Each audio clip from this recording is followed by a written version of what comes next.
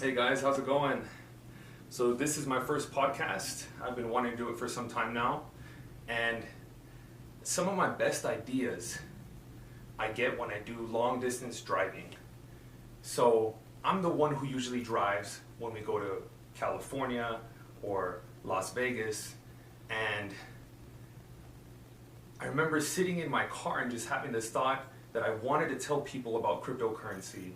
I learned about it about 2 years ago, and I started it then, but I wanted to reach out to more people, and I think that this is a great way of doing that.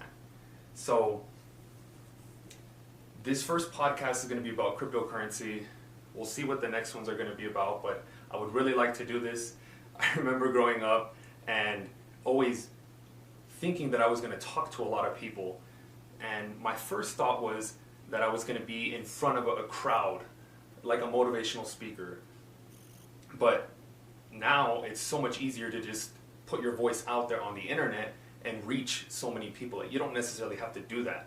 So it's just interesting that this may be the thing that I'll be doing, just talking, putting my voice out there and giving you guys information, because when you guys have information, it allows you to decide for yourself what to do. So let me give you a little definition of what cryptocurrency is for those of you who don't know about it. So cryptocurrency is a way of peer-to-peer money transferring, and it has to do with digital currency that people have put trust in, so they've put money into it, and as they put money into it, the value increases. As people take money out of it, the value decreases. But the way that I came across this was my cousin actually was talking to me one day, and he was looking to buy one of the new iPhones. And he lived in a different country, and I wanted to send him some money. So I thought, oh, well, maybe I'll send him $200 or $300. And how could I do that? You know, what services are online right now? What I found was if I wanted him to get it within 1 or 2 days, there was a fee, and the fee was high. I think it came out to be $230 of a fee on top of the money that I was already sending. And so I thought to myself, like, okay, maybe this is not the option to go with, and maybe there is something else out there. And I came across cryptocurrency. At the time, it was mainly Bitcoin, and other cryptocurrency was on its way up, but that was the main one. So right now, there is a boom in cryptocurrency. A lot of people are getting into it. The news is talking about it. Social media is talking about it. Even companies who invest money and who move money around, like Goldman Sachs, is talking about it. So it just shows that there is so much opportunity and possibility with that. Some of the big ones right now are Bitcoin, Bitcash, Litecoin, Ethereum. There's also Dash, Monero is another one. And these all started out with Bitcoin, but as time has gone on, people have decided to create these other cryptocurrencies, and as people have trusted in these other cryptocurrencies, they have risen in price. So it's not too late. It's not too late to start with cryptocurrency.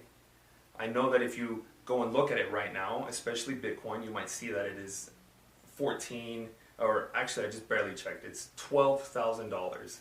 And so you think, do I have to buy $12,000 worth of Bitcoin to own one? But you can actually buy fragments of that Bitcoin, which means that if you buy $20 worth, you're going to get a certain amount. It's going to be like a 0.000002 or something. Just as an example, right? But let's see. But the reason why it's been doing so well lately is because there has been apps that have made it easier for you to get into cryptocurrency. people have to understand that if something is easy to use, they're gonna want to use it, and it's gonna grow. But the harder and more complicated that it looks, the harder for people to get into it, and people are not gonna want to invest that much time into it. So when I was looking into cryptocurrency and crypto apps, these are the three that I found. So the first one is like an all-in-one application, and it's gonna be like Coinbase. Coinbase, you can buy cryptocurrency with US dollar.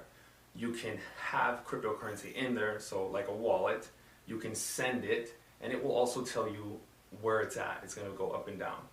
The second type of app that I found was a cryptocurrency wallet. So with the cryptocurrency wallet, it actually doesn't even allow you to buy it. It only allows you to put money into it, and it's supposed to be there to keep it safe. So if you download a wallet and that's all it does and you can't buy it, just be aware that that's what that app is for. And if you were gonna get something else like Coinbase, it's gonna let you transfer money into that, kind of like an extra bank account, right? I guess it'll help you stay more organized or just move money around. The third one is currency monitors. So you can't buy Bitcoin on there. You don't really have a wallet on there. All it does is it just tells you where things are. And what people do is they'll put the amount that they have, and it will tell you exactly where you're at. And as the market goes up, then the amount that you have in there will go up. But if you were to send money or withdraw money, you have to manually change that yourself in order for it to go down in that app. So I don't even use those. I like the all-in-one Coinbase. It's easy to use, and I think it's the one that's used the most here in the US. That's why it's done so well. So I kind of just wanted to go over Coinbase with you first, because that's the one that I know about, and there's things that you need to know before you get started so that you don't have to come across these obstacles that I had to face 2 years ago. So if you're not willing to give out your personal information, then this might not be for you. But cryptocurrency and Coinbase, anytime you get into an exchange or into Coinbase, you're going to have to give them information such as your name, social security number, possibly an identification or a picture of yourself. You're going to have to give them things like your bank account information, debit card information. And this is all so that they can know that it's you, and so that the transactions, everything goes smoothly. Now, when I first started doing this 2 years ago, I was a little bit sketched out. Not a lot of people were talking about this, and as I was coming across these obstacles, like they needed to verify your bank account, and so they would send you an amount, $1.01, $1.03, and then it asks you, hey, how much did we send you?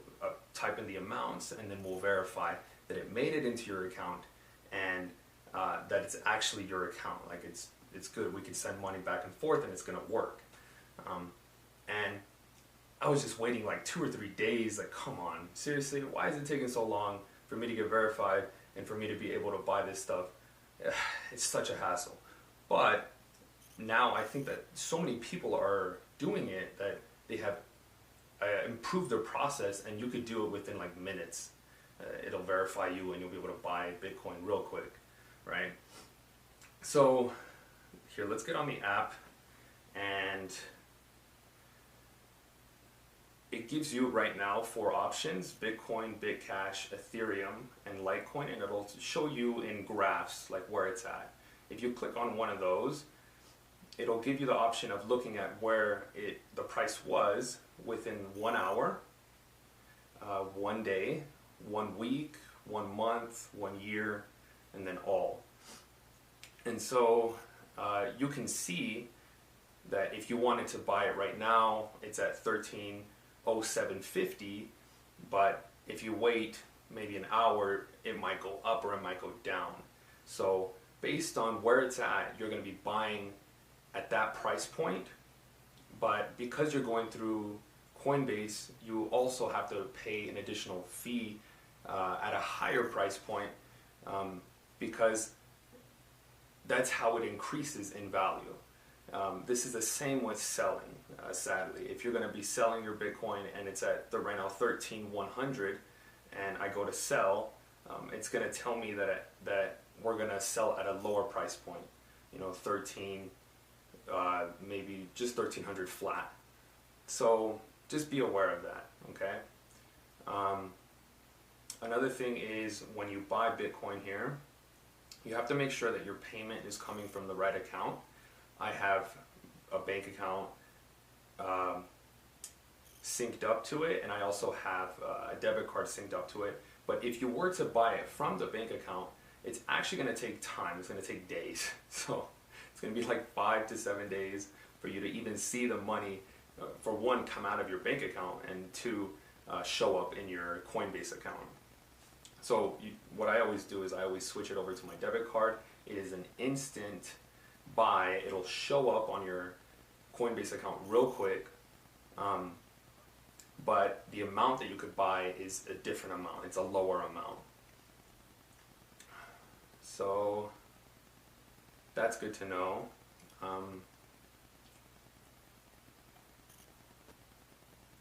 You have an address that you could receive, and you also have a way to send. The address that it gives you is one that it generates so that the person sending you money can know that it's going exactly to you. And it's actually extremely hard to decipher. It's like a ton of letters and numbers, so it just makes it really safe to send money. The thing is, with cryptocurrency, when you send somebody money, this is not like PayPal. You cannot request it back. Once you send it, it's sent, and that's it. You can't go onto Coinbase and say, hey, could you pull back my transaction and send me the money back? No. When you send it, you send it. So be aware of that as well. You can also set alerts. Alerts will tell you when Bitcoin reaches a certain amount or when it drops by a certain amount. And this is just so that if, let's say, you wanted to buy it at a better price, you can set it to a lower amount than it is.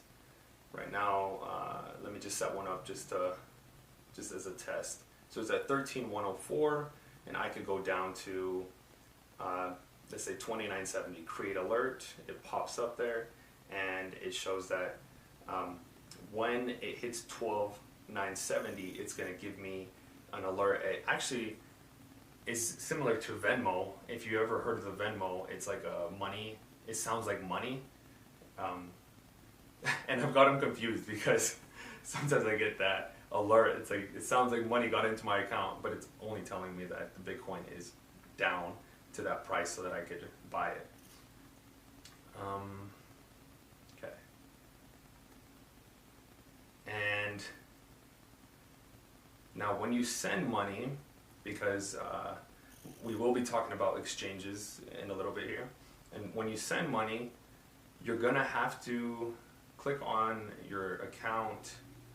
Let me see. And there is, on the top right corner, when you look at your account and your account balance, it shows kind of like a paper airplane, and you're gonna have to get a address, which is the same like a receiving address, but now to wherever you're sending it to, with letters and numbers, so that it could go to the right place. I guess I forgot to talk about this other thing with buying and selling. So if I was to buy Bitcoin, you can either buy, you can choose how much you want to buy, either through US dollar amount or through Bitcoin amount. So if I go to the US dollar amount and I say I want $20, it's going to give me, I'm going to be buying 0.0014. Now, if I was looking at it the other way and I said I wanted 0.5 Bitcoins,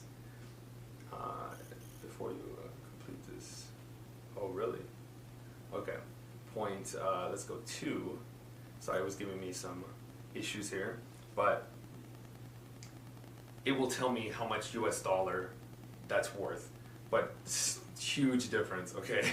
So just be careful that you're not buying 2 or 1 Bitcoin when you're actually trying to get, $100 in there or $200 in there, because it will charge your account, but it may not even allow you to purchase that amount because Bitcoin is so high right now. So Coinbase is one of the easier ways to purchase cryptocurrency, Bitcoin, and after that there is something else called an exchange. Oh, no, let me go back just a little bit, guys. Just because this is my first podcast. So one way to withdraw money from Bitcoin, a tip. If you withdraw your Bitcoin into your US dollar account, so you have a US dollar account in Coinbase, if you withdraw in there and then withdraw your US dollars into your bank account, it's going to be so much faster. To me, it gets to me within 1 or 2 days, really quickly.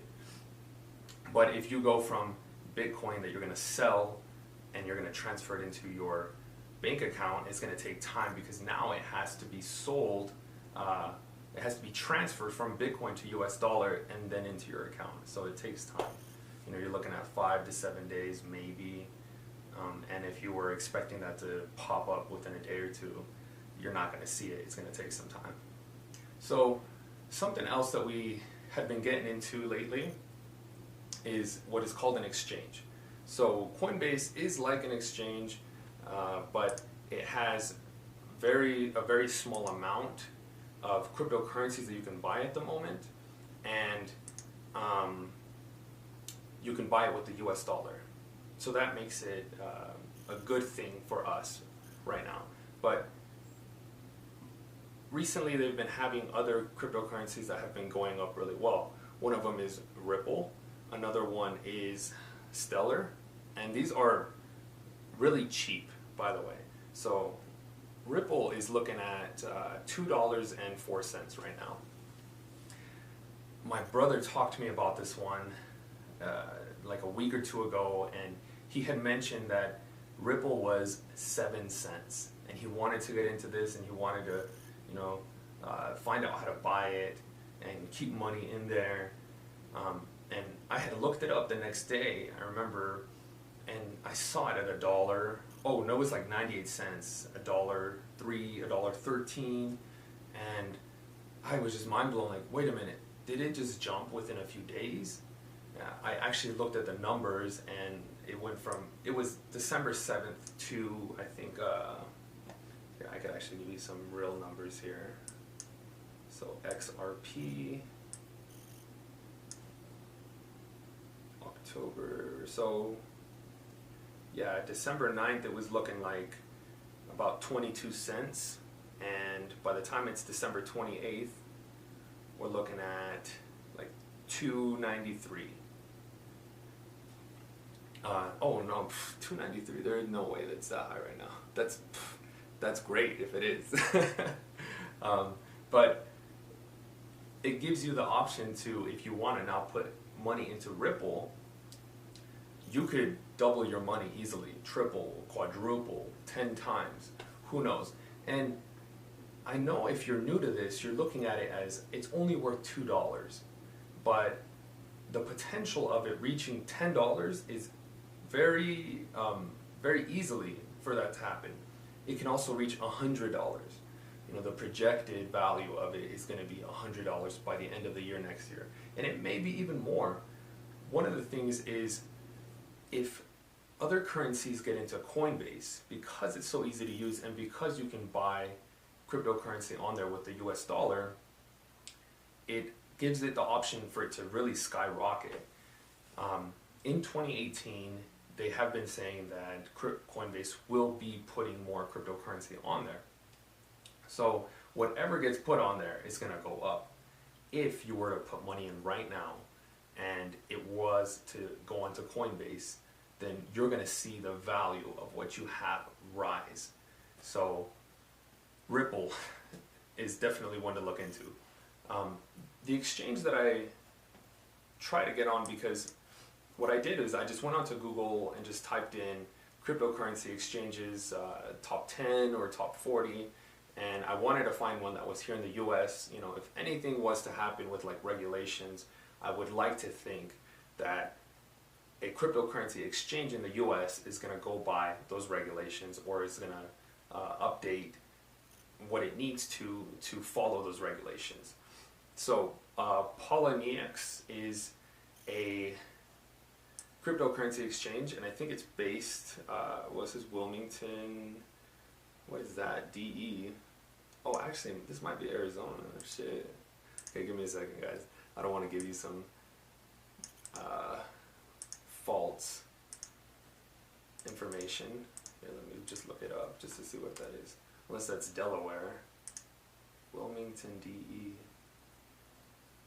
Oh, it is Delaware. Oh, okay, nice. Well, so Poloniex is a company that is from Delaware, but it's here in the U.S.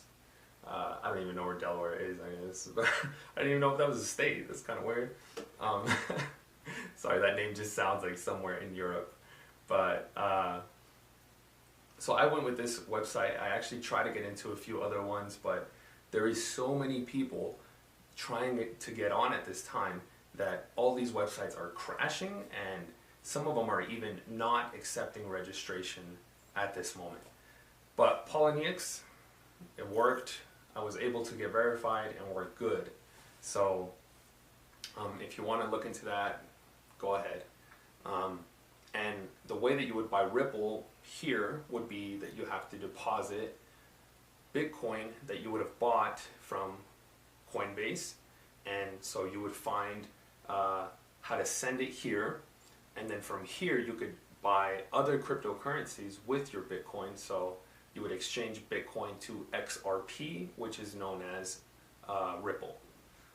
There's other ones that you could do. You could do NXT, you can do Litecoin, there's Ethereum Classic, there's all kinds of different ones here.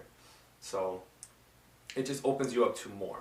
When you know more, you can do more. It's not just looking at the ones that are on Coinbase. Coinbase is one of our options, and it is, in my eyes, like the way to get into the door. And after that, you want to look into other things and how you could really grow what you want to do. So,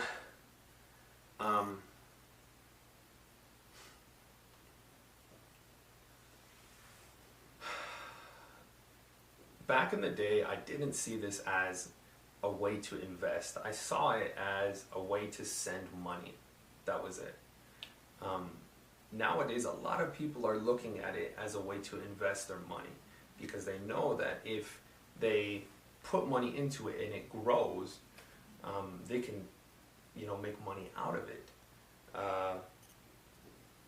But by putting money into cryptocurrency, you are making a decision. You are putting your voice out there, and you are deciding that, hey, this is another way of looking at currency, and I support it. It's not only peer-to-peer now, it has also become companies. The possibilities of what cryptocurrency can do for us is not only give us the freedom to send money to who we would like to around the globe, but it has also become a way to fund companies.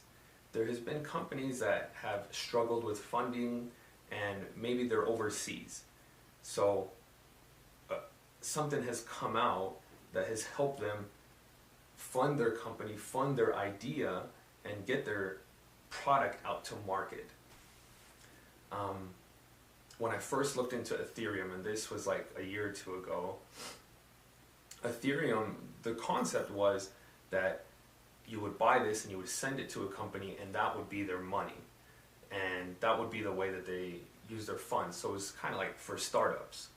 And I remember that it was at like $7 or $10.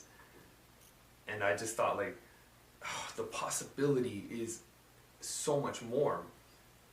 We started with Bitcoin, but as these people have been making these other cryptocurrencies, it isn't just a cryptocurrency. It has a purpose behind it. it has something that it wants to follow, and this is what Ethereum wanted to do, was to fund, to fund companies. So I just knew that it was going to explode, and it did. You know, I wish I would have put more money into it at the time. I had just put in a little bit and taken money out, but if I would have done it a lot sooner, there's a lot more that we could have done with that money. There is technological advancements that are coming, and these things may be disrupting big monopolies. Think about energy and how there's reusable energy. You know, one thing that we think about is solar, another one is wind, but what if there was a possibility to make another form of energy through cryptocurrency? And I've seen companies now, because I'm so into cryptocurrency, you know, you get all these advertisements of everything you search up, and you get things that are related to them. I've seen these companies that are coming out that are wanting to do these things. Now, these are ideas at first, but they can be more than that because of the funding and because of them being able to move forward with their projects. We're going to be able to see, you know, in the coming years, what these independent or private companies are going to bring forth. And so, you know, it is a movement. It is a movement to go into cryptocurrency and to support it. And it gives you power, because now you are able to use your money in a different way than having to go off of all these regulations and all these rules that, you know, government has set for us. And I remember listening to Gary Vaynerchuk. I spent like a week or two of just watching so many videos and being so motivated. But one of the things that he said was, in the coming years, as things begin to advance and as more things become automated, what the world is going to need is more designers, creators, content creators, because everything is going to get taken care of to the point where the design, the person who creates something, will be so valuable to the people who are enjoying the creation. Something that can be looked at when we look at cryptocurrency and we look at the possibilities of what it can do for us is, if you were to invest money into cryptocurrency and you were to grow financially, you can fund anything that you would like to fund, especially within yourself. If you have an idea of what you would like your life to be like, and even if the idea was something simple like, hey, I just want to work out, I just want to have support and provide content for people because I work out and give them information that I have from what I've learned, and you need funds and you could fund it with your cryptocurrency, then why not? It will give you the freedom to do what you would like to do. And this is all up to you. It's all personal. It's all you making the choice and taking the risk.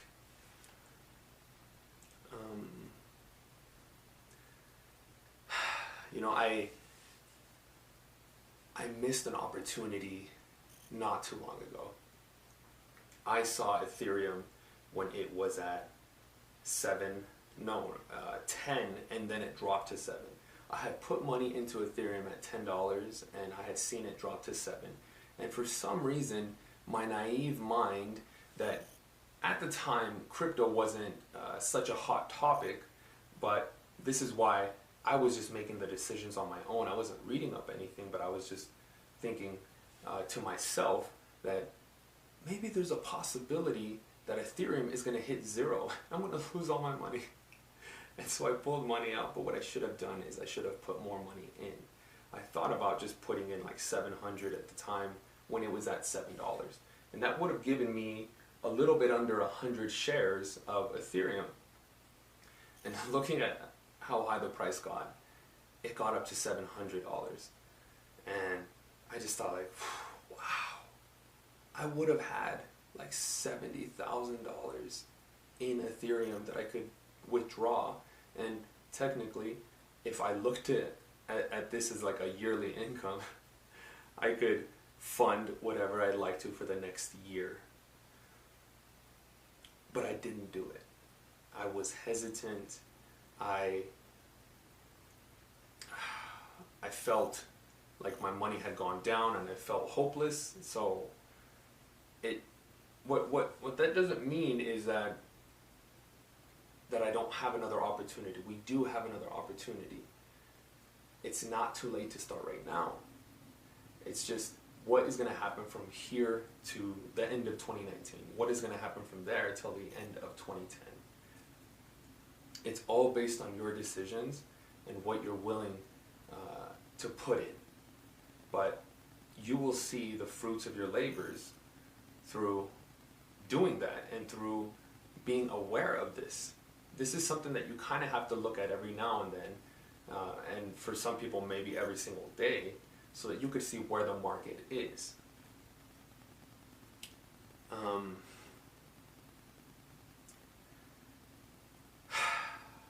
So to wrap this all up, freedom is not being able to do whatever you want to do. It is having the option to now decide what you would like to do. Where before, in the past, you have only had one way of doing things. Now we have an option. It is your decision what to do with that option. But it can be the reason that your whole life can change, and change for the better. All right, guys, thanks for listening.